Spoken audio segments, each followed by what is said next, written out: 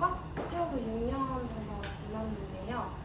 이렇게 훌륭한 선생님들 앞에서 강의하게 돼서 사실 좀 떨리는 마음도 있고 긴장되는 마음도 있지만 감사한 마음을 담아서 오늘 제가 어떤 기독교 대한 교육을 받았는지 그리고 제가 어떤 삶을 살고 있는지에 대해서 좀 솔직하게 얘기해보려고 합니다.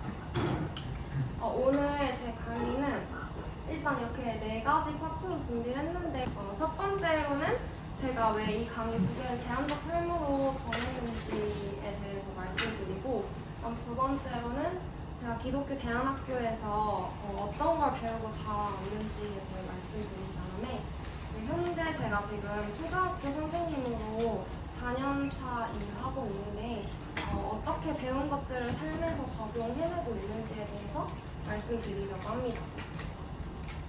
네, 먼저 제가 오늘 강의 주제를 대안적 삶이라고 정했는데요. 이 기독교 대안교육에서 대안의 의미가 어떤 것일지에 대해서 강의 준비하면서 좀 생각을 해봤어요. 그리고 제가 왜 기독교 대안학교를 선택해서 중고등학교 내내 기독교 대안학교를 나왔는지에 대해 생각을 해봤습니다. 사실 솔직하게 말씀드리면 저는 그냥 부모님이 기독교 대안학교를 가라고 해서 갔어요. 사실 이거 제가 초등학교 졸업사진에서 따온 사진인데 저는 중학교 교복도 다 맞추고 예비 소집일에까지 간 학생이었거든요. 근데 딱 초등학교에서 중학교 예비 소집일에 딱 들어간 순간 이 학교에 다닐 수 없겠다는 생각이 갑자기 드는 거예요. 그래서 집에 가자마자 엄마한테 엄마 나 이 학교 못 다니겠어 라고 말을 했더니 엄마가 딱 하필 그 전주에 소명중고등학교에 대해서 알아보셨고 그럼 이 학교에 가보는 건 어떠냐고 말씀을 해주셨어요. 사실 그때까지만 해도 대안교육이라는 게 뭔지 아예 몰랐던 저라서 그냥 좀 새로운 학교에 가게 된다라는 기대감 정도만 있었던 것 같습니다. 근데 지금 와서 제가 생각해보면 부모님이 왜 이 기독교 대안교육을 선택하셨을지에 대해서 생각을 해보면 기준이 다른 삶을 살게 하려고 하셨던 것 같아요.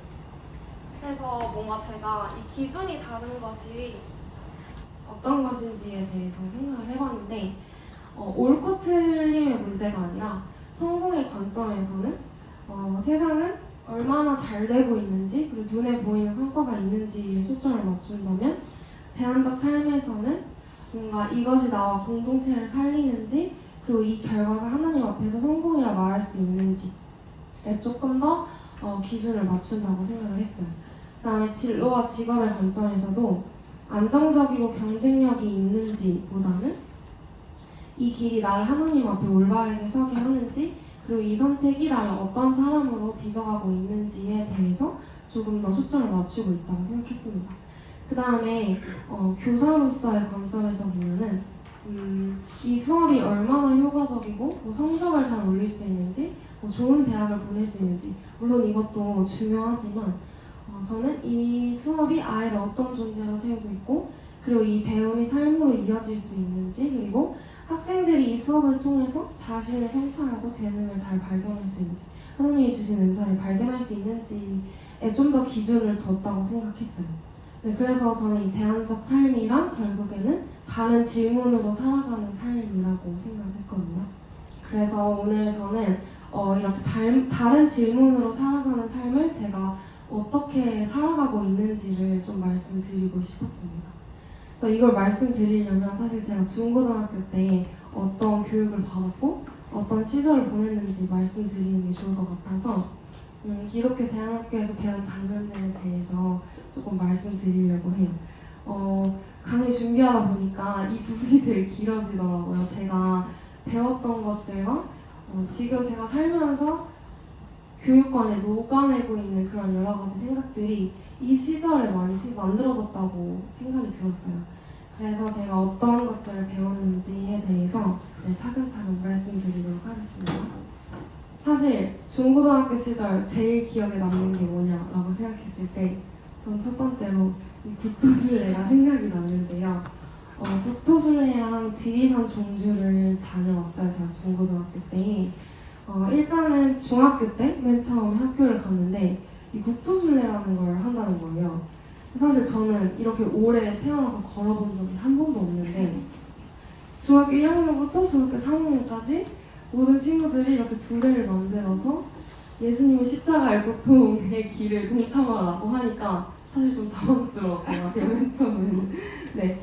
그치만 저한테는 이게 서로 다른 모양을 가지고 있는 친구들이 함께 공동체를 만들어가는 과정 중에 하나였다고 생각하거든요. 그래서 되게 체력이 좋은 학생들은 좀 잘 못 가는 친구들 짐을 들어주기도 하고 또 둘의 깃발이 있거든요. 그 깃발이 생각보다 무거워요. 근데 그 깃발을 누가 말하지 않아도 이렇게 돌아가면서 들기도 하고 그리고 아픈 친구들의 발걸음에 맞춰서 천천히 걸어주기도 하면서 이때 처음으로 뭔가 내가 괜찮아야 공동체가 괜찮다고만 생각했었는데 나뿐만 아니라 내 옆에 있는 친구들, 내 동역자가 괜찮아야 우리 공동체가 괜찮다라는 생각을 처음 하게 된 것 같아요. 사실 끝나고 봤을 때는 되게 아름다운 마무리였지만 그 안에서 봤을 때는 막 아름답기만 한 모습은 있지 않았거든요. 짜증도 내고 언제 다 와요 하면 선생님들이 맨날 다 왔어 하는데 쉬는 시간 계속 걷고 있고 이런 것들이 사실 되게 불편하고 짜증났지만 어느 순간부터 공동체가 함께 버텨낸 시간들을 경험하면서 저한테는 몸으로 뭔가 그 공동체의 중요성이 체화되는 순간들이었던 것 같아요. 그래서 이렇게 국토순례는 뭔가 함께 공동체를 깨달아가는 방법을 배웠던 것 같고요. 그 다음에 제가 고1 땐 지리산 종주를 다녀왔었는데요. 이때는 뭔가 공동체를 스스로 이렇게 만들어가는 법을 배웠던 것 같아요. 사실 조 구성부터 식사 메뉴 구성, 준비물, 조 재료를 어떻게 분배하냐부터 그냥 모든 걸 다 저희가 스스로 정해서 갔었어야 했거든요. 그래서 제가 사진을 찾아왔는데 다 남아있더라고요. 이렇게 지리산 천왕봉 올라갔는데 이 오른쪽에 있는 사진들이 조별로 이렇게 식사하는 사진이에요. 그래서 고도 높은 곳에 올라가서 저렇게 밥솥 위에 무거운 돌을 얹어서 밥을 짓기도 하고 조별로 함께 식사를 했는데요. 저한테 이 식사하는 장면이 기억에 가장 많이 남아요. 이 식사를 하고 나서 남은 쓰레기들도 다 짐으로 배분해서 가지고 내려갔어야 됐거든요. 그래서 이때 뭔가 사실 이전까지는 뭔가 공평한 것이 공동체에게 옳다고 생각했었는데 각자 사람의 상황에 따라서 서로 부담을 기꺼이 지는 것이 공동체의 모습이다라는 걸 알게 됐어요. 그래서 제가 또 열심히 뒤져보다가 그 워크슛 시트 같은 걸 발견했는데 제가 그때 갔을 때 4일 동안 아침, 점심, 저녁으로 뭘 해먹을지를 둘의 친구들과 함께 정해놓은 게 있더라고요. 그래서 이 가기 전에 막 선생님들이랑 군대에서 먹는 그 전투식량 있잖아요. 그거 막 뜯어서 먹어보기도 하고 그랬었는데 아무튼간 이 과정 속에서 모두가 공동체 안에서 필요한 사람이 되는 게 중요하다라는 걸 느꼈어요. 사실 모두가 똑같이 막 짐을 배분하지 않았거든요. 더 잘 될 수 있는 친구들이 무거운 짐을 메고 그리고 좀 체력이 약한 친구들은 가방을 안 메기도 했어요. 근데 이게 뭔가 우리가 각자 한 사람 한 사람이 역할이 있고 필요한 사람이 돼야 되는구나 공동체 안에서 그런 걸 깨달았던 것 같아요. 그래서 공동체는 그냥 저절로 주어지는 게 아니라 만들어가는 거라고 이때 좀 몸으로 많이 느꼈던 것 같아요. 그래서 국토순례에서는 관계의 공동체를 배웠다면 이 지리산 종주에서는 책임지는 방법을 배웠던 것 같습니다. 그래서 지금 교사인 저에게는 이런 모든 과정들이 제가 교실을 구성할 때 그리고 아이들을 가르칠 때 공동체를 설계하는 관점을 저에게 새로 이렇게 부어준 것 같다는 생각을 하게 됐습니다. 네, 그 다음으로는 두 번째는 멘토링과 플래너 쓰기가 생각이 났는데요. 이게 제가 플래너가 집에 한 5-6권이 남아있더라고요. 그래서 그걸 펼쳐서 봤는데 중학교 때 플래너는 제가 버린 것 같고 고등학교 때 플래너가 남아있어서 가지고 왔어요. 근데 이때 저한테 멘토 선생님이 플래너 쓰는 걸 엄청 중요하게 강조하셨단 말이에요. 저는 사실 플래너 쓰는 걸 굉장히 싫어했어가지고 이게 왜 중요할까 생각했지만 하라고 하시니 매일매일 썼습니다. 네, 그래서 이게 제가 고2 때 쓴 플래너예요. 근데 사실 제가 지금 봐도 되게 열심히 쓴 것 같아요. 근데 사실 중학생 때는 이렇게 못 썼거든요. 근데 이게 3년, 4년, 5년 쌓이다 보니까 저만의 플래너 쓰는 방법이 이렇게 생긴 것 같아요. 그래서 여기 제가 해야 될 과업들도 써있지만 뭐 연합 예배나 큐티 했을 때 느낀 제 신앙적인 그런 느낌들과 하나님과 어떤 대화를 나눴는지도 다 적혀 있더라고요. 그래서 이걸 보면서 습관이 형성되는 시간들을 가졌어요. 일상에 여러 가지 이슈들이 있지만 그걸 습관으로 만드는 걸 배웠던 것 같아요. 그래서 이때 제가 경건을 습관화하는 걸 처음으로 배웠던 것 같습니다. 아침마다 말씀으로 하루를 시작하고 그리고 저의 시간을 의미 있게 사용할 수 있게 된 시간이었던 것 같아요. 그래서 이거는 제가 고3 때 쓴 거더라고요. 또 고2 때 쓴 거랑은 또 다른 모양의 플래너처럼 보이더라고요. 그러니까 저만의 방법으로 또 이렇게 1년 1년 계속 새롭게 발전해 나가면서 플래너를 적었더라고요. 그래서 이걸 저만의 삶의 성찰 도구로 사용을 했습니다. 그래서 사실 항상 말씀을 제가 적었거든요. 고3 때 항상 매일매일 공부하기 전에 제가 큐티하고 말씀 붙들고 어떤 말씀 붙들고 오늘 하루 살아가면 좋을지를 매일 적었었는데 그것들이 이렇게 남아있는 거 보니까 내가 하루하루 되게 하나님 앞에서 이런 모습으로 살아가길 원했구나라는 걸 알 수 있었습니다. 그리고 제가 멘토링도 앞에 제목으로 붙였었는데 이 플래너를 항상 제 멘토 선생님이 일주일에 한 번씩 검사를 해주셨어요. 그래서 제가 이렇게 신앙 관련돼서 적어놓은 것들이나 이런 걸 코멘트를 한번 달아주셨거든요. 근데 저한테 이게 뭔가 검사를 받는다는 느낌보다는 내 삶에 동역해주는 사람이 있다? 그런 느낌이 많이 들었던 것 같아요. 그래서 저를 뭔가 통제하거나 잘못한 걸 지적하려고 하신 것이 아니라 동행의 목적을 달성하시려고 이렇게 항상 코멘트를 달아주셨던 것 같아요.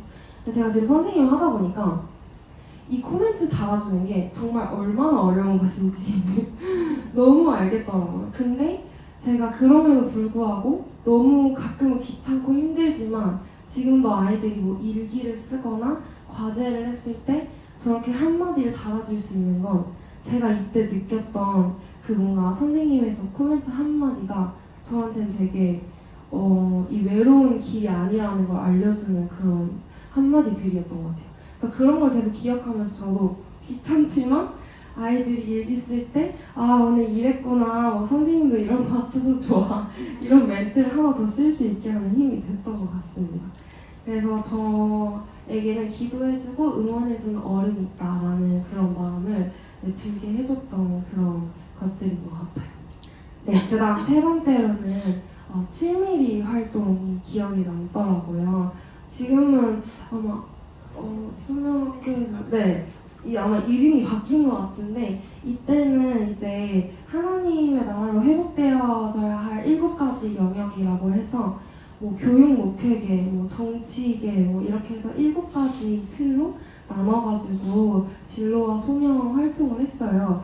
저는 교육 목회계를 선택해서 이때부터 교육계에 관심이 있어서 이 7mm의 교육 부서 활동을 했는데요.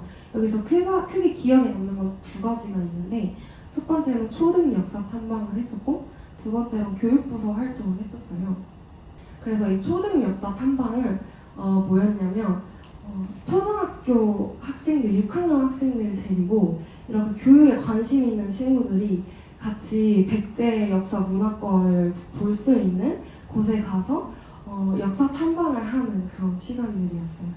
근데 이게 그냥 단순히 저희가 뭐 보조 교사로 참여한 게 아니라 뭔가 선생님들이랑 같이 이걸 기획하고 그리고 사전 답사도 같이 다녀오고 뭘 설명해줘야 되는지 그리고 아이들이 풀어야 될 그 워크숍에 어떤 질문들이 있는지를 미리 같이 공부하면서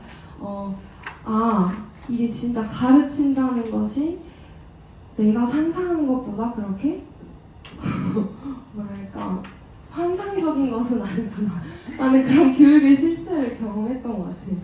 네, 그래서 이때 사진이 다 남아 있어가지고 사진을 가지고 왔는데 이렇게 초등학생 아이들이랑 같이 탐방을 다녔는데요. 사실 힘들었어요. 체력적으로 진짜 힘들었는데 제가 이때 크게 느낀 게 뭐냐면 아이들이 이해하는 거를 초등학교 아이들의 눈높이에서 설명하는 게 생각보다 쉽지 않더라고요. 사실 나이 차이 별로 안 나는데 그래도 뭔가 초딩들의 그 이해 수준에서 내가 어떻게 설명해줘야 되지? 이런 걸 처음으로 생각해봤던 것 같아요. 그러니까 학습자의 수준에서 내가 어떻게 말을 해줘야 아이들이 쉽게 이해를 할 수 있을지를 이때 처음 경험해본 것 같아요. 그리고 이때 또 되게 뼈저리게 느꼈던 게 초등학교 아이들의 질문이 생각보다 날카로운 거예요. 제가 잘 알고 있지 못하면 설명을 할 수가 없구나라는 걸 이때 처음 알게 됐습니다. 그래서 사실 저는 이때 이렇게 초등학교 아이들이랑 갔다 온 게 제가 고등학교 때 초등학교 교사를 꿈꾸면서 그냥 허황된 꿈을 꾸는 게 아니라 이때의 경험으로 나 이때 이렇게 해서 성취감 느꼈었지, 이런 경험이 나한테 되게 좋았었지 라는 걸 계속 되새기면서 그 입시를 준비했던 것 같아요. 그래서 이거 제가 갔다 와서 선생님들이 꼭 후기를 적어놓으라고 하잖아요, 파일로. 왜 적어놓으라고 하는지 알겠더라고요. 제가 그때 적어놨던 그 글인데 밑줄 친 거 제가 읽어드리자면, 공부를 할 때에도 그것에 대한 좋은 기억이 있다면 흥미가 생길 것이고 이런 교육이 진정한 교육이지 않을까 싶다. 강제로 외워서 머리에 집어넣는 그런 공부가 아니라 내가 재미있고 흥미가 있을 때 더 의미 있는 교육이 이루어지고 있는 것이다 라고 제가 그때 느꼈더라고요. 이렇게. 그래서 이 초등 답사가 저한테는 이런 의미였다라는 걸 말씀드리고 싶었습니다. 그 다음에 교육부서 활동을 했었는데요. 이때 처음으로 이제 모의 수업이라는 걸 했어요. 교육부서 학생들 앞에서 수업을 준비해서 모의 수업을 하는 거예요. 이때 제가 사회문화에 관심이 되게 많았었거든요. 그래서 사회문화 수업을 준비해서 여기 앉아있는 학생들이 실제 저희 7mm 교육부서 학생들이었어요. 그래서 부서원들 앞에서 직접 수업을 해보고 그 다음에 학생들이 막 질문도 하고 이러면서 서로 피드백하는 시간들을 가졌거든요. 그래서 이때는 제가 생각보다 내 수업은 내 계획대로 흘러가지 않는다, 이걸 알게 됐고, 그 다음에 교사는 임기응변을 참 잘해야 되는구나 라는 걸 깨달았고요. 그리고 이때에도 또 가르치는 교과에 대해서 내가 잘 이해하고 있어야 되구나 라는 걸 또 깨달았습니다. 그 다음에 이제 모의 수업도 하고 이제 7mm 데이라고 해서 하루 이렇게 날을 잡아서 관련된 센터나 이런 곳을 방문해서 인터뷰를 하기도 하고 아니면 대학교 졸업한 선배를 찾아가서 인터뷰를 하기도 하고 이런 시간들이 있었어요. 그래서 7mm 데이 때 제가 뭐 했는지 찾아봤는데 막 협동학습 연구소에 가기도 하고 사교육 걱정 없는 세상 센터에 가기도 하고 졸업생 선배 대학 탐방 및 인터뷰를 하기도 했더라고요. 이 오른쪽에 있는 게 제가 7mm 데이 보고서로 적어놓은 것들이었는데 여기서 제가 진로와 관련된 깨달음만 이렇게 좀 크게 발췌를 해봤는데 이때 제가 느낀 점이 뭐였냐면 교사로서 가장 중요한 자질은 아이들을 사랑하는 마음을 가지는 것이라는 걸 처음 알게 된 것 같아요. 이 전까지는 뭔가 가르치는 스킬이나 모의 수업을 할 때도 내가 좀 더 잘 가르치는 방법 이런 거에 집중을 했다면 이렇게 센터에 갔다 오고 실제로 교육 현장에서 일하고 계신 분들의 얘기를 들어보니까 그것도 물론 중요하지만 아이들을 향한 마음이 우선돼야지 그런 것들이 뒤따라온다는 걸 이때 처음 알게 됐어요. 그래서 학생들과 어떤 관계를 가지고 소통하는지가 중요한 문제라는 걸 깨달았다고 적혀 있고요. 그리고 교사가 아이들을 위해서 노력하고 문제를 해결해줘야 한다고 생각했는데 그게 아니라 아이들이 스스로 문제를 해결할 수 있는 능력을 길러줘야 된다는 사실을 알게 됐다고 제가 고등학교 2학년 때 적은 거더라고요. 그래서 이런 것들을 제가 깨닫게 됐습니다. 그래서 이때 제가 마을교육 공동체를 한 친구와 함께 졸업 소논문을 쓰면서 열심히 교육부서 활동을 통해서 마을교육 공동체 공부를 좀 했었었는데요. 이 마을교육 공동체에서는 여기가 실제로 그 성남교육지원청에 가서 꿈의 학교, 이 당시엔 꿈의 학교라고 하는 경기도 교육지원청에서 하는 그런 학교 안팎에 있는 청소년들이 이런 교육센터를 이용할 수 있게끔 한 그런 사업이 있었는데 그 관련된 부원 인터뷰도 해보고 그다음에 실제로 성미산 마을이라고 해서 마을교육 공동체를 운영하고 있는 곳에 가서 뭐 비누 공방에도 가보고 책방에도 가보고 실제로 마을교육 공동체가 이루어지고 있는 곳에 가서 돌아다녔어요. 이때 저희 학교 스마트폰을 못 써가지고 제가 이때 갔던 플래너를 봤는데 그 성미산 지도 꼭 챙겨가기가 적혀 있더라고요. 그래서 제가 진짜 이 큰 지도 하나를 들고 저 친구랑 막 마을 이렇게 여기저기 막 돌아다녔던 기억이 아직도 납니다. 네.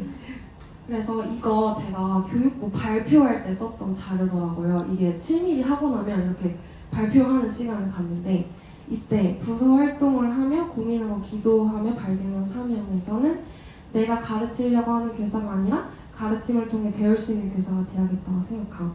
아이들의 잠재성을 이끌어내줄 수 있는 교사가 되고 싶어짐이라고 느꼈더라고요. 그래서 나한테 이 7mm 교육부서 활동이 되게 많은 깨달음을 느끼게 해줬던 활동들이었던 것 같아요. 네, 그 다음에 이제 네 번째로는 기억에 남는 게 그랜드 투어랑 백두산 비전 트립이에요. 제가 이거 준비하면서 제 동생도 소명중고등학교를 나와가지고 제일 기억에 남는 활동 한 가지만 뽑아봐라 했는데 망설임 없이 그랜드 투어를 말하더라고요. 근데 이 그랜드 투어라는 게 뭐였냐면 이제 선생님들과 학생들이 함께 유럽 여행을 가는 거예요. 근데 여행 가기 전에 각자 주제를 맡아서 조사를 합니다. 그래서 뭐 중세 교회 역사, 뭐 종교개혁 이전 교회 모습은 어땠는지, 르네상스 시대의 예술가들은 누가 있는지, 그리고 어떤 미술 작품이 있는지 이런 것들을 다 공부를 하고 왔어요. 정말 저는 이거 왜 공부하나 싶었거든요. 그냥 가서 박물관에서 그냥 모나리자 보면 되고 그냥 예쁜 거 구경하면 되지 않나 라고 생각했는데 조사를 하면 할수록 이걸 왜 우리가 공부를 해야 되는지 깨달았던 것 같아요. 그래서 유럽의 문화와 예술이 결국에는 신앙과 이렇게 분리되지 않았다는 걸 제가 처음 알게 됐거든요. 이 시간을 통해서. 그래서 이것도 제 그 집에 남아있더라고요, 다. 그래서 이거 저 리서치 바이 최수지 제가 조사한 게 이 책자에 들어가져 있었어요.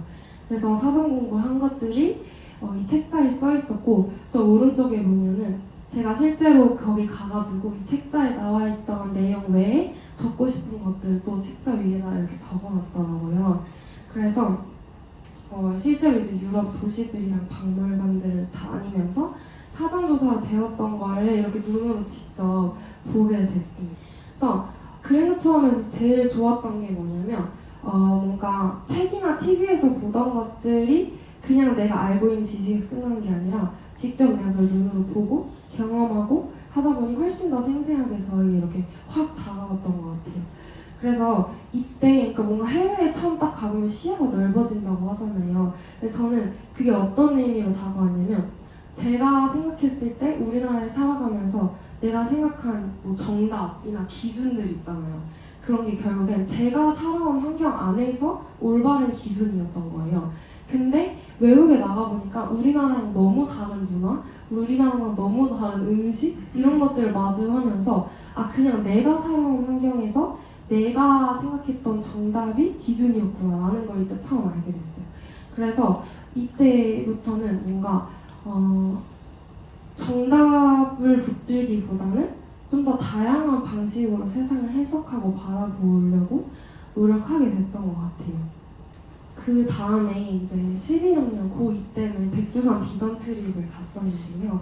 이 백두산 비전 트립이 저한테는 되게 큰 북한 선교라는 그런 그냥 교회에서 개념적으로만 말하던 그런 것들이 저한테 실질적으로 다가왔던 시간이었어요. 이 가기 전에 저희 학년 아이들이 자발적으로 기도 모임을 만들어서 점심시간에 식당 옆에 이제 영어실이라는 공간에서 기타 치면서 기도 모임을 항상 했었거든요. 근데 그 장면이 제가 지금도 계속 북한 선교를 위해서 기도할 때마다 계속 그 장면이 생각나요. 그때 그 기도했던 그 장소랑 장면들이 계속 생각나거든요. 저희가 함께 모여서 북한을 위해서 그리고 북한 선교사님들을 위해서 기도한 순간 하나님께서 분명하게 저희에게 북한을 위해 계속 기도해야 한다는 마음을 그때 주셨어요. 그리고 이때 저희가 학교에 매점이 없었어가지고 매점 운영을 했었거든요. 11학년 학생들이. 그래서 역에 나가서 이렇게 대량으로 막 아이스크림 같은 걸 긁어 모아온 다음에 학생들에게 막 점심시간에 팔고 거기서 남은 수익금을 이제 북한 선교를 위해서 애써주고 계시는 선교사님들에게 이렇게 후원금으로 전달했던 기억도 있습니다. 이런 활동들이 저한테는 북한 선교를 계속 생각나게 하고 또한 저에게 북한 선교가 실제적으로 다가올 수 있게 했던 그런 경험이 됐던 것 같아요. 네. 그래서 뭔가 하나님의 이야기 속에서 나의 작은 자리를 받아들이는 방법을 이때 처음 알게 됐던 것 같습니다. 네, 그 다음 마지막으로는 졸업 소논문인데요. 이 졸업 소논문 활동은 고3 때 마무리로 하는 활동이에요. 제가 여태까지 소명중고등학교에서 어떤 활동을 했고 그 다음에 내가 어떤 경험을 했으며 이런 것들을 이제 언어로 정리하는 그런 활동인데요. 제가 맨 처음에 여기 소논문에 자기에 대해서 설명하는 걸 적어요. 그래서 나만의 방법을 추구하지 않고 하나님의 능력을 구하는 그런 교사가 되고 싶다고 적었고요. 그다음 내가 여러 선생님들에게서 느꼈던 하나님의 사랑을 나중에 만나는 아이들에게도 전할 수 있는 사람이 되고 싶다. 그리스도의 향기를 내뿜을 수 있는 그런 교사가 될 것이다 라고 제가 적었어요. 그래서 이 졸업 소논문을 보면은 제가 앞에 말했던 그런 여러 가지 활동들이 결국 다 정리돼서 적혀 있거든요. 마을교육, 공동체 탐구 활동이나 뭐 통일세대 비전트리 7mm 했던 거 싹 다 제가 이렇게 졸업 소논문으로 정리를 했습니다. 그래서 지리산 종주도 있고 그 다음에 제가 10학년, 11학년 때 후배들한테 튜터링 하는 그런 활동도 했었거든요. 그거랑 그 다음에 제가 사회문화에 관심이 많았다고 했잖아요. 그래서 사회 스크랩도 정말 열심히 했거든요. 그래서 그 사회 스크랩 한 거, 신문 스크랩 한 것들까지 해서 이렇게 저의 경험들을 졸업 소논문으로 정리를 해놨었는데요. 이걸 보면서 뭔가 저는 이 모든 경험이 뭔가 엄청 특별했다 이런 것보다는 제가 삶을 대하는 태도를 조금씩 바꿔줬다고 생각해요. 그래서 내가 그냥 삶을 흘러가는 대로 사는 게 아니라 이렇게 뭔가 삶의 한 부분에서 계속 멈춰가지고 나를 성찰하면서 살아갈 수 있다는 것을 이 졸업 소논문을 정리하면서 깨달았어요. 그리고 이게 글로 정리하다 보니까 제가 이런 선택들을 하면서 살아왔구나를 한눈에 뭔가 정리하기 쉬웠던 것 같아요. 그래서 이 기독교 대안학교에서의 배움이 저를 뭔가 다른 길로 막 새로운 길로 데려갔다 이런 게 아니라 다르게 선택하고 다르게 살아갈 수 있는 방법들을 계속 알려줬다고 생각합니다. 그래서 제가 이것들을 막 다 정리를 하면서 저한테 한 가지 질문이 계속 남았는데 그럼 왜 이 배움들이 계속 시간이 지나도 내 삶의 방식으로 남아있을까? 이거에 대해서 제가 생각을 해봤어요. 근데 곰곰하게 생각해보니까 삶을 다루는 방식을 차근차근 선생님들께서 저에게 알려주신 것 같아요. 그래서 제가 생각한 이 배움의 공통점들 한번 정리를 해봤는데 삶 전체를 배움의 영역으로 확장시켜 주셨던 것 같아요. 배움이 교실에만 있지 않고 뭐 국토순례를 하면서 밖에 걷기도 하고 뭐 아니면 플래너로 하루하루의 선택을 적기도 하고 아니면 뭐 7mm를 통해서 뭐 인터뷰를 하면서 배우기도 하고 그러니까 뭐 백두산에 올라가서 그 자연을 보면서 느끼기도 하고 뭐 아니면 글을 쓰면서 느끼기도 하고 이런 여러 가지 배움의 형태들이 결국 삶 안에 계속 녹아들어져 있다라는 걸 알게 됐고요. 그 다음에 결과보다 과정을 묻는 질문들을 정말 제가 6년 내내 많이 들었던 것 같아요. 사실 저는 초등학생 때까지 그냥 정말 대한민국에서 그냥 초등학생이라면 뭔가 해야 되는 교육을 받고 뭐 해야 하는 일들을 하고 이러면서 그냥 진짜 완전 모범생처럼 살았단 말이에요. 근데 제가 중1 때 우리 학교에 와서 제일 힘들었던 게 내 생각을 적는 게 제일 힘들었어요. 전 한 번도 초등학생 때까지 내 생각에 대해서 이렇게 막 생각해 본 적이 없거든요. 그냥 답. 이 문제에서 원하는 답이 뭐지? 이것만 계속 생각했었는데 내가 생각하는 게 뭔지에 대해서 처음 중고등학교에 와서 생각해 본 것 같아요. 근데 그게 결국에는 나의 이 생각의 과정을 계속 묻는 질문들 때문에 제가 할 수 있었다고 생각하거든요. 네, 그 다음에 마지막으로 하나님과 함께하는 삶을 배웠던 것 같습니다. 사실 이전까지 신앙이 저한테는 이벤트였어요. 뭐 집회를 간다거나 수련회를 간다거나 이렇게 이벤트적으로 계속 신앙이 저에게 있었는데 중고등학교 내내 계속 일상 속에 이 신앙이 계속 녹아져 있는 거예요. 그래서 매일 묵상하고 매일 반복되는 선택 앞에서 어떤 게 하나님 앞에서 올바른 선택인지를 고민하고 그 다음에 네, 그런 삶들이 저한테는 뭔가 일상이 됐던 것 같아요, 신앙이. 그래서 하나님과 저의 관계가 어떠한지를 계속해서 끊임없이 생각했던 그런 시간들인 것 같습니다. 네, 그래서 지금 여태까지는 제가 대안학교에서 어떤 이제 배움들을 했는지에 대해서 말씀을 드렸어요. 근데 사실 대안학교를 졸업했지만 저의 대안적 삶은 그때부터 시작이라고 생각했거든요. 왜냐하면 제가 딱 졸업하고 나니까 갑자기 제 옆에 있는 틀들이 다 사라진 느낌인 거예요.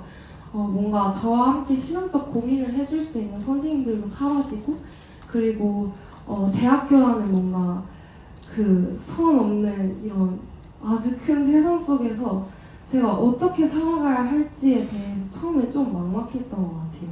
그래서 제가 대안학교를 졸업하고 일상을 어떻게 살아가고 있는지 그리고 지금 교사로서 제가 어떤 삶을 살고 있는지를 말씀드리려고 합니다. 저는 지금 교육대학교를 졸업해서 올해가 이제 딱 4년 차가 된 초등학교 교사거든요. 그래서 먼저 저의 현재 교사의 삶을 소개하기 전에 제가 이 길이 부르심임을 좀 확신하게 된 교대 합격 배경에 대해서 살짝 설명을 해드리려고 합니다. 제가 입시 준비하고 있을 때 사실 교대가 수시 지원이 안 되는 상황이었어요. 그래서 검정고시를 본 학생들은 수시 지원이 아예 안 됐었는데 이게 이제 저희 학교 선생님이 이렇게 쭉 언론에 문제 제기하시고 국가인권위원회에 민원을 넣으시고 헌법소원 가능 여부를 확인하신 다음에 변호사분을 만나시고 기자회견도 하시고 그래서 교육대학교 총 11개에다가 헌법소원 심판을 청구를 하셨어요.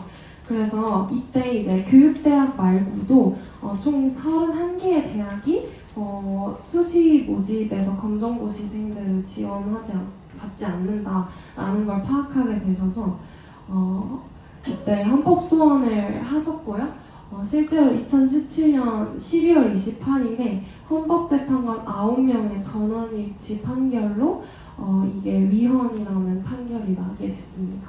그래서 제가 이때 이후에 바로 2019학년도에 교대 수시 지원에서 제가 합격한 첫 번째 합격생이거든요.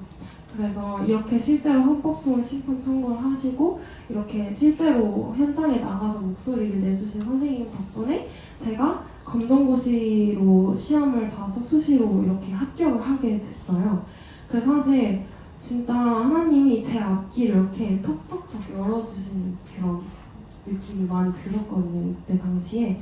그래서 제가 왜 이 길이 부르심의 길이라고 생각했는지 한 번 더 생각하게 되는 그런 시간이었던 것 같아요. 그래서 대안학교는 끝났지만 저의 대안적 삶은 계속 되고 있었습니다. 일단 대학교에 딱 입학을 했는데 사실 고3 때 저희 이렇게 수시 준비하고 이런 학생들 사이에서 어떤 얘기가 있었냐면 검정고시로 수시 합격해서 좋은 대학교를 가면 대학교에서 고생한다 이런 얘기를 많이 했었거든요. 근데 그 이유가 뭐냐면 약간 우리가 수시로 좋은 대학교 가면은 거기서 뭔가 적응을 잘 못한다 이런 분위기가 좀 있었던 것 같아요. 그래서 저도 이때 딱 교대에 붙고 나서 사실 감사한 마음 반 그리고 두려운 마음 반이 있었어요. 내가 저기 가서 적응을 잘 할 수 있을까?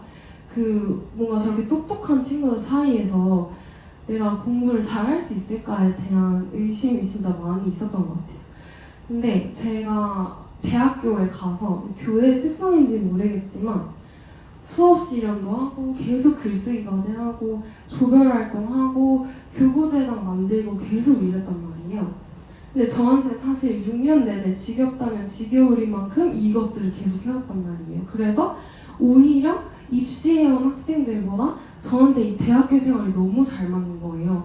다른 친구들은 과제하는데 막 4-5시간이 걸리는데 저는 진짜 한두 시간이면 과제를 다 끝내는, 왜냐하면 6년 내내 이런 과제를 진짜 수없이 했거든요.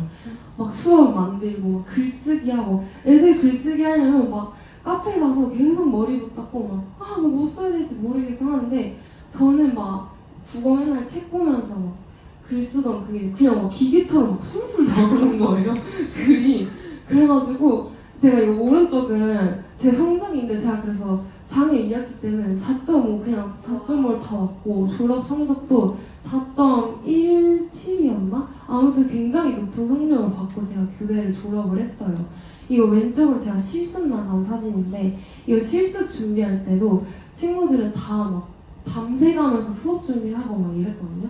근데 저는 어쨌든 조별 활동하고 이랬던 막 PPT 만들고 이랬던 기억이 너무 많이 있어서 저한테는 되게 그렇게 어렵지 않았던 것 같아요. 이런 과정들이.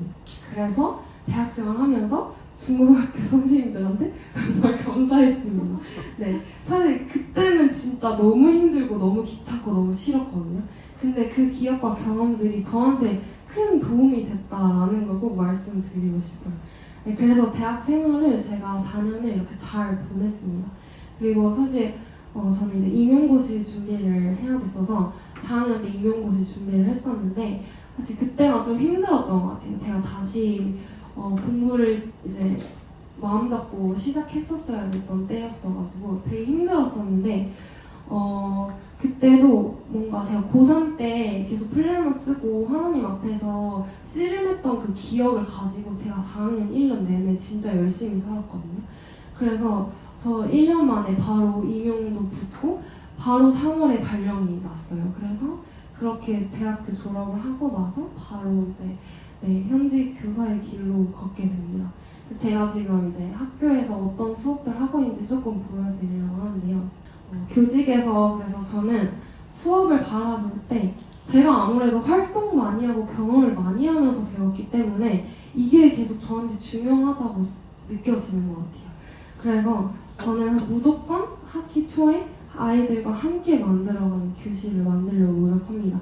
그래서 여기에 우리가 바라는 6학년 5반 해가지고 교실에서는 어떤 질서가 있었으면 좋겠는지, 친구들은 어떤 모습이었으면 좋겠는지, 뭐 선생님은 어떤 모습이었으면 좋겠는지 이런 것들을 적고요. 그래서 저는 이제 교실을 한 나라로 이렇게 만들어서 운영을 하거든요. 그래서 나라 막 국기를 만들기도 하고 그 다음에 아이들이 그 지폐를 만들기도 해요.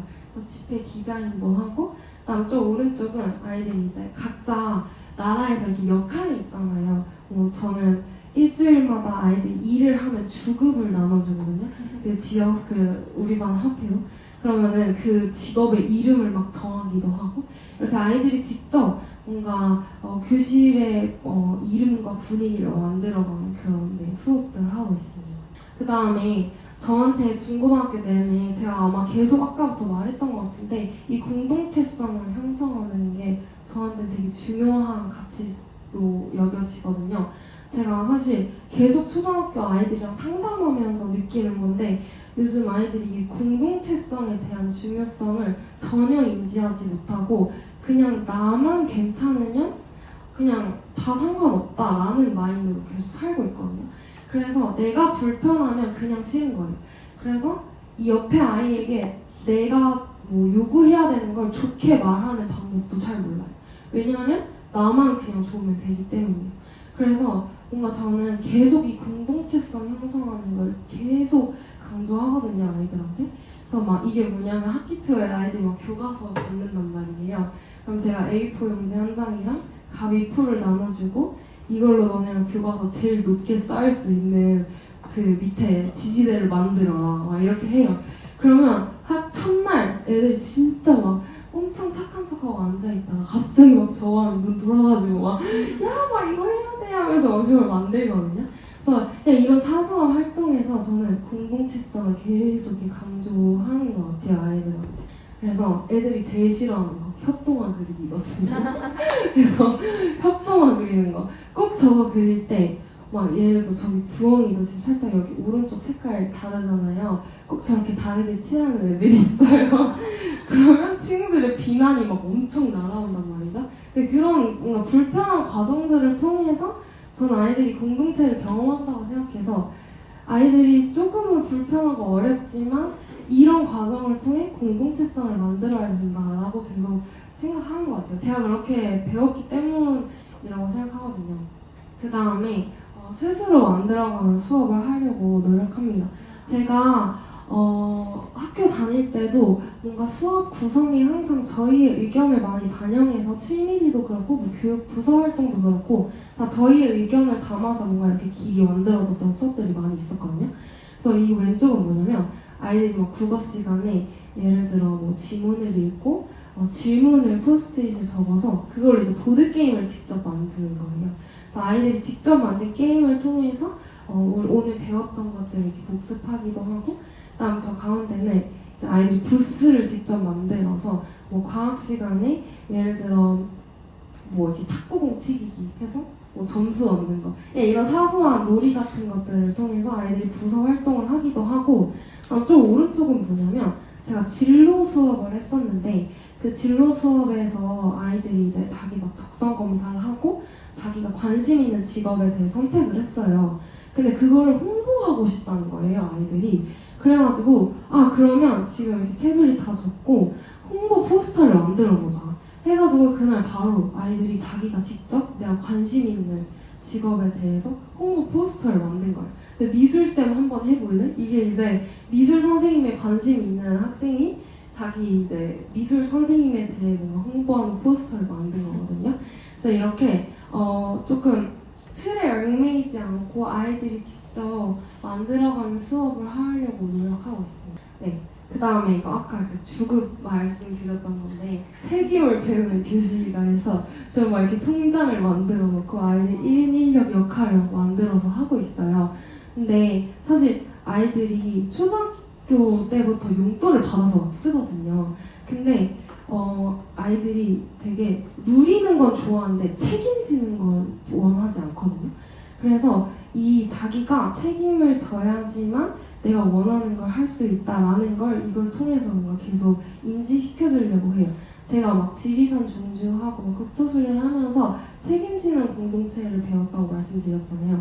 근데 그게 저한테 되게 중요했던 게 저도 공동체 안에서 계속 그냥 다른 사람이 흘려주는 걸 누리고 싶어 했단 말이죠.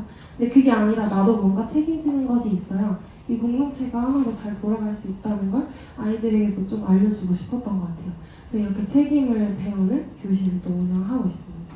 그래서 이거 실제로 아이들이 막 돈 모아가지고 제가 교실에 매점도 만들고 아이들이 막 알뜰 시장도 해가지고 서로 막 자기가 안 쓰는 물건들 팔기도 하고 뭐 내가 필요한 물건들 내가 모은 돈으로 사기도 하고 뭐 이렇게 하면서 좀 책임을 배우는 교실을 운영하고 있어요. 그래서 막 진짜 사소한 거 점심시간에 노래 틀어주는 것도 돈을 줘야 틀 수 있거든요. 그 다음에 아이들이 막 배운 공책 이렇게 배운 거 공책 적어오면 제가 그걸 또 돈으로 이렇게 주기도 하고 하면서, 그러니까 한 가지 사소한 일이라도 다 아이들이 뭔가 의미를 찾고 내가 여기에 책임을 다했을 때 나에게 이렇게 돌아오는 것이 있구나를 뭔가 좀 느낄 수 있게 하는 그런 활동들을 하고 있습니다. 그 다음에 제가 가장 하려고 노력 중인 틀에 얽매이지 않는 교육인데요. 사실 제가 공립학교를 다니다 보니까 이게 참 쉽지가 않은 것 같아요. 뭔가 틀에 벗어난 교육을 한다는 게 한계점이 굉장히 많거든요.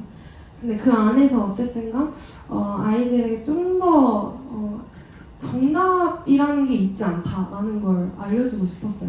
그래서 사실 이것도 제가 아이들이 책상에 낙서하는 걸 너무 좋아하는 거예요. 사실 책상에 낙서하면 안 되잖아요. 이거 학교 물품인데. 근데 뭔가 한 번쯤 수업에서 책상에 낙서를 하게 해주고 싶은 거예요. 그래서 잘 지워지는 보드마카로 아이들이 이렇게 글쓰기 한 다음에 옆에 막 책상에 낙서하면서 이렇게 꾸밀 수 있게 해줬어요. 그리고 아이들이 돌아다니면서 이렇게 친구들이 책상에 낙서한 거 보면서 막 코멘트 남겨주고 하는 활동을 했거든요. 아이들이 너무 좋아했어요. 하지 말라고 하는 걸 갑자기 수업에서 하라고 하니까 애들이 막 돌아다니면서 막 낙서하고 다니는 거예요. 그래서 뭔가 잠깐이었지만 그래도 정답이 꼭 정해진 건 아니다라는 걸 좀 알려주고 싶었어요. 그래서 이렇게 낙서도 해보기도 하고, 그다음에 뭐 과학 시간 달 배울 때 오레오 가지고 와가지고 먹으면서 막 파가지고 저기 막 금은달 만들고 막 이런 것도 하고, 그다음 저번 실과 수업에서 한 건데 저 때 이제 흑백 요리사 시즌 1이 한참 유행하던 때였거든요. 그래가지고 이제 실과 수업 시간에 샌드위치 만들기 이런 게 있는데 그걸 이제 흑백 요리사 컨셉으로 해가지고 막 애들이 이제 음식 그걸 했었어요. 그래서 제가 저 한 조각 이제 먹어가지고 마치 백종원처럼 그런 수업도 하고, 아무튼 뭔가 이렇게 다양한 이렇게 교과서에 적혀있지 않은 그런 여러 수업들을 이렇게 하려고 노력 중인 것 같아요. 그 다음에 경험이 중심이 된 수업인데요. 이건 다 이제 사회 시간에 이렇게 한 나라를 정해가지고 그 나라 관련된 그런 발표 활동을 하는 게 있었어요. 그래서 요건 뭐냐면 아이들이 전통놀이를 이제 친구들에게 체험시켜주는 모습이고, 이건 뉴질랜드 막 디저트를 만드는 거 직접 해보기도 하고, 저건 뭐냐면 저 친구들이 일본 나라에 대해서 조사를 했거든요. 일본이 무서운 이야기로 유명하다는 거예요. 그래서 자기들이 꼭 무서운 이야기를 친구들에게 들려주고 싶대요. 그래서 저기 저렇게 검은색 막 판지를 이렇게 대가지고 어둡게 만들어서 친구에게 이어폰 한쪽을 꽂아주고 거기서 무서운 이야기를 막 들려주고 있는 그런 모습이에요. 그래서 뭔가 이런 이제 경험들을 하면서 아이들이 직접 이제 막 부스 돌아다니면서 다른 나라에 대해서 경험하고 체험하는 그런 수업들도 막 하고 있습니다. 그 다음에 제가 이제 기록하는 걸 굉장히 중요하게 생각하는데 배움이 기록되지 않으면 결국 나중에 돌아봤을 때 뭔가 내가 뭐 했지 이렇게 잘 기억이 안 남을 때가 많더라고요. 그래서 저 항상 이렇게 아이들이 배운 것들을 기록할 수 있게끔 하는 것 같아요. 근데 이게 중요하다는 걸 제가 이번 강의를 하면서 느꼈거든요. 제가 중고등학교 내내 했던 것들이 다 기록되어 있으니까 제가 이거 준비하면서 그냥 진짜 제 방 뒤에 이렇게 꽂혀있는 것들을 빼서 그냥 몇 번 펼쳐보면 맞다, 나 이때 이런 거 했지, 그냥 바로 이렇게 머릿속에 생생하게 이렇게 짜르륵 펼쳐지는 거예요. 그래서 이게 배움이 기록된다는 것이 얼마나 중요한 것인지를 이번 강의 준비하면서 느꼈고, 그 아이들에게도 꼭 알려주고 싶어서. 근데 애들이 기록하는 거 진짜 싫어하거든요.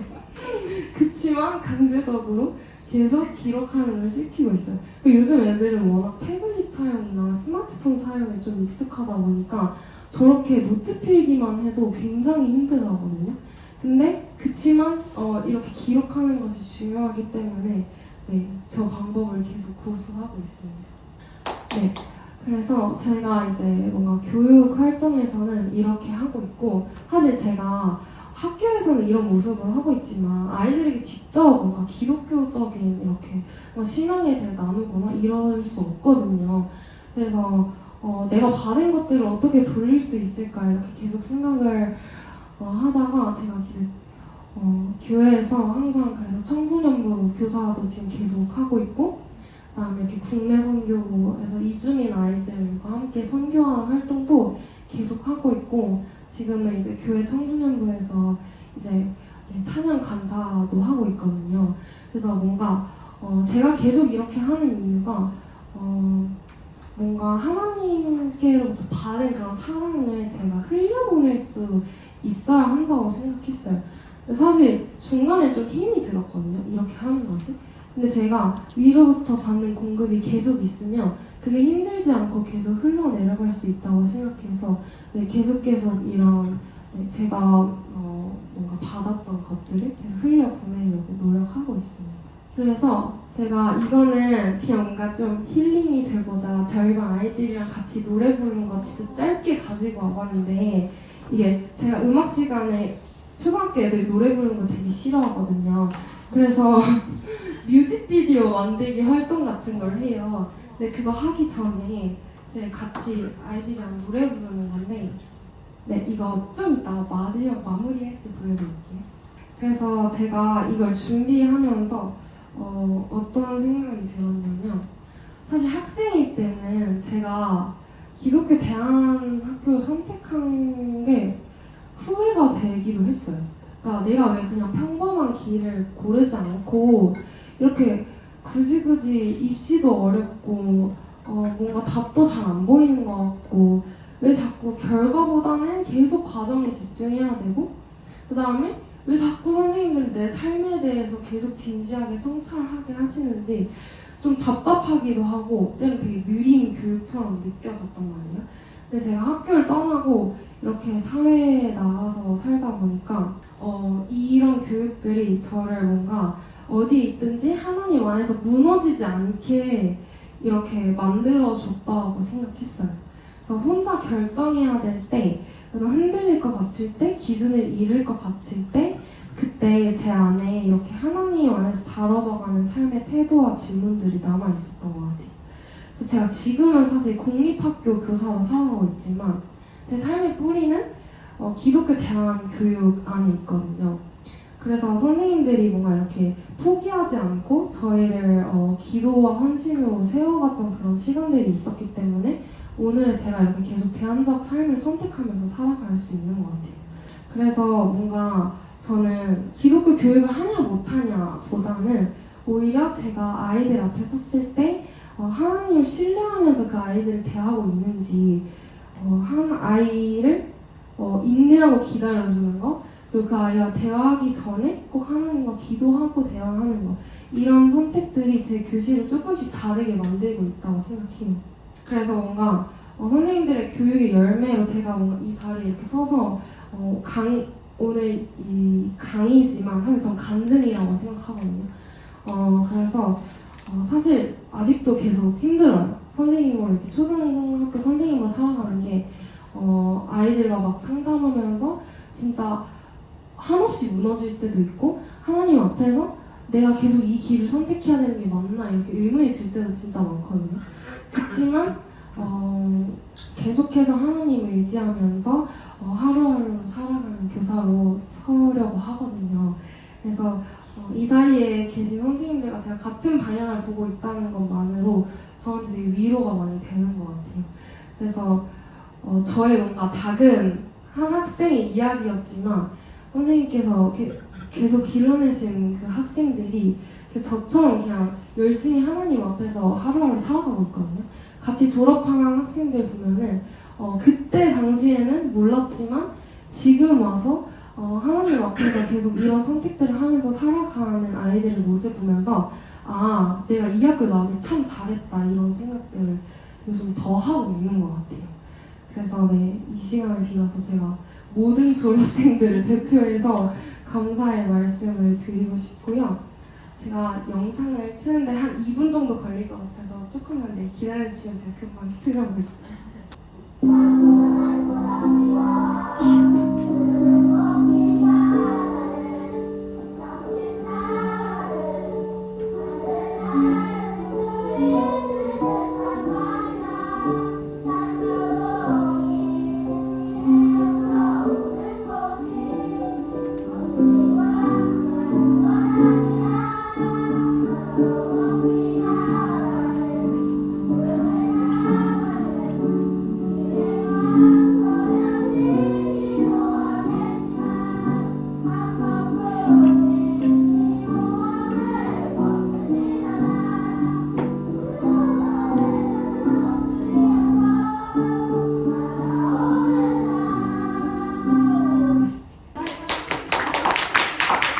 혹시 강의 들으면서 궁금하셨던 점이나 아니면 여기 계신 같은 길 걷고 있는 기사들이 꼭 해주고 싶은 말이나 아무거나 자유롭게 괜찮거든요. QR 들어오시면 패들렛 주소가 떠가지고 오른쪽 아래에 보면은 플러스 버튼이 있어요. 그걸 누르시면 자유롭게 적으실 수 있어요. 컴퓨터 로그가 많이 올라있네요. 일단은 제가 빠르게 만약에 답을 못한다면 제가 답글로라도 달아놓겠습니다. 일단은 다른 졸업생들도 진로를 잘 찾아가고 있는지 일단은 저 아직도 그 같은 기수 졸업생들 계속 만나면서 지내고 있거든요. 근데 모든 학생들이 다 진로를 완벽하게 잘 찾아간다라고 말씀드릴 수는 없는데 사실 제가 지금 27살이에요. 근데 중간중간에 방황하던 친구들은 조금 있었는데 또 지금 주위를 둘러보면 어느 정도 다 각자 자기의 진로를 잘 찾아서 지금은 자기 진로의 방향을 다 정한 것 같거든요. 근데 물론 중간중간에 아이들이 세상의 기준과 뭔가 하나님의 기준에서 고민하고 이렇게 하는 시기들은 분명히 있는 것 같긴 하거든요. 근데 그렇지만 자기가 스스로 선택하는 것만큼은 정말 다른 그냥 일반 대학교 아이들을 보면은 스스로 선택하는 거 잘 못하는 학생들이 있는데 저희 졸업생 애들 보면은 자기가 하고 싶은 거 하나님 안에서 내가 뭐 하고 싶은지는 확실하게 잘 찾는 것 같더라고요. 네. 그다음에 플래너 쓰기 싫어하는 중학생 아이들. 이게 사실 저도 이거 쓰기 싫어하는 초등학교 학생들 지도할 때 아직 어렵긴 한데요. 그래서 저는 약간 그래서 뭔가 더 싫어할 것 같긴 한데 저는 꼭 남겨요, 아이들을. 꼭 남겨서 저는 점심시간에 데이트를 한다던가 그 학생과 뭔가 좀 이렇게 개인적인 교류를 좀 많이 하려고 하거든요. 이런 과업을 하기 싫어하는 학생들한테 특히나. 그래서 점심 먹고 꼭 점심 산책 데이트를 한다던가 애들 엄청 싫어하는 척하면서 막 또 따라 나간단 말이에요. 그래서 그렇게 좀 관계 싸움을 좀 잘 더 다져가려고 노력하는 것 같고요. 분명 한 조에 어려운 학생들이 같이 포함되면 맞아요. 이럴 때는 저는 사실 요즘에 초등학교 보면은 실제로 이렇게 조금 정신적으로도 떨어지는 학생들도 많이 있고 그다음에 ADHD나 이런 좀 다양한 그 군의 학생들이 굉장히 많거든요. 근데 이때 저는 무조건 그 협동적인 과제를 잘 해결했을 때 보상을 즉각적으로 주는 편이에요.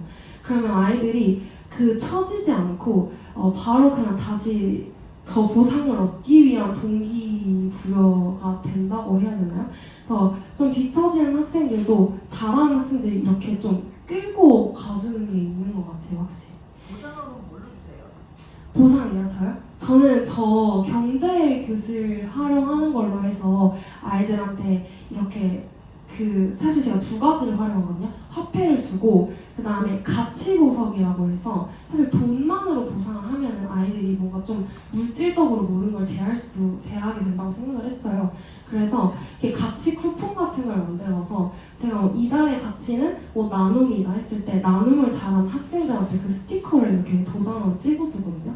근데 그 보상을 얻었을 때 아이들이 또 매점에서 뭔가 살 수 있고 이런 것들에 일단 초등학교 학생들은 그런 거에 굉장히 즉각적인 반응이 빨라가지고 그 두 가지 시스템으로 활용을 하고 있어요. 그 다음에 입시하면서 어려웠던 점 사실 저는 그냥 수능 공부가 좀 어려웠던 것 같아요. 제가 저렇게 수시 합격할 거라고 생각도 못해서 저는 수능 공부 굉장히 열심히 했거든요. 근데 그때 극복한 것은 그냥 열심히 공부하는 밖에 없는 것 같은데 그래도 뭔가 같이 하는 친구들과 선생님들이 저한테는 그 극복하게 하는 힘이었던 것 같습니다. 대안학교에서 이런 과목, 이런 커리큘럼이 꼭 있었어요. 저는 사실 여러 가지 것들 중에서 제일 좋았던 건 전 진로 직업에 관해서 저렇게 실제적인 경험들을 했던 게 제일 좋았던 것 같아요. 네, 그게 저한테 지금도 아직 기억에 많이 남고 그 다음에 약간 고생한 것들 그런 것들이 기억에 많이 남는 것 같고요. 수업 준비 소스는 블로그나 인스타 같은 곳에 기록 공유는 안 하고 있고요. 수업 준비할 때는 사실 저는 그냥 지도서 보면서 아이디어를 얻기도 하고 동료 교사분들과 회의하면서 아이디어를 얻기도 하고 그다음에 또 다른 뭔가 이렇게 수업 하시는 공유해 주시는 선생님들도 있거든요. 그런 분들 아이디어를 보고 좀 제 아이디어를 얹어서 수업을 하기도 하고 그래서 저는 약간 공모전 같은 것도 일부러 많이 나가려고 하거든요. 그런 거 준비하다 보면 수업 아이디어가 많이 생각나기도 해서요. 네. 다 답하지 못한 것들은 여기 꼭 제가 댓글로 남기도록 하겠습니다. 12시가 넘어서요. 일단 긴 제 강의 들어주셔서 너무 감사하고요. 점심 맛있게 드세요. 감사합니다.